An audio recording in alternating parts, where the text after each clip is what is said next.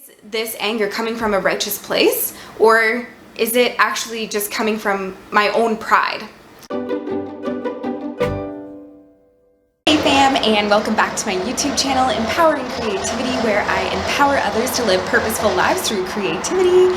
I hope that you can hear me okay because it's quite noisy outside right now. And today we are doing a spoken word because it's Saturday. So yeah, on Saturdays I do spoken words, and then on Wednesdays I talk about what it means to live a purposeful life, because at Empowering Creativity, I empower others to live purposeful lives. Lately in my past videos, I've been talking a little bit about hearing other perspectives and the importance in knowing other people's perspectives and listening to them. And so today's spoken word is going to be a little bit about that. I've also been going through the book of James with a Bible study lately. In that book, many of you will already know, God actually commands us to be slow to speak, quick to listen, and slow to become angry. And so I'm just going to read that verse from James, explain it a little bit, and then get into my spoken word. So in James chapter 1, verses 19 to 20, it says, "Know this, my beloved brothers, let every person be quick to hear, slow to speak, slow to anger, for the anger of man does not produce the righteousness of God."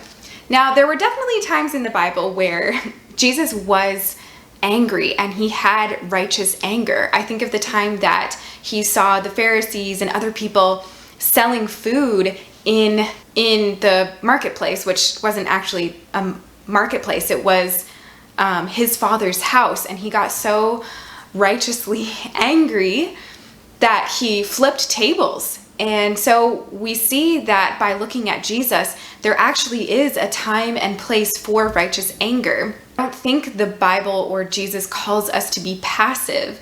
So there's definitely a right time and place for that righteous anger. But I think what James is getting at and what the Bible is saying to us here in this passage is to just question where your anger is coming from to see if it's righteous or not. And so when you feel that feeling of anger boiling up within you, just be slow to speak in that time, because so many times there have been sins that come from anger. Anger itself is not a sin, but there are sins that come from it. When you sit and you are quick to listen to other perspectives, you are quick to hear what the other side of it is. You are taking the time to actually listen to other people and understand and question yourself and say, like, is this anger coming from a righteous place, or is it actually just coming from my own pride? And there's a difference. There's God's righteousness, and then there's our own pride, the pride that causes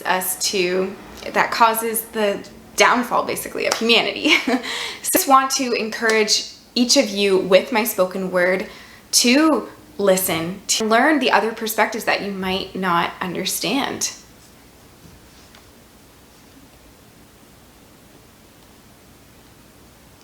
Especially before you decide to act upon what you might think is righteous anger, but might not actually be. Without further ado, here goes my spoken word for the week.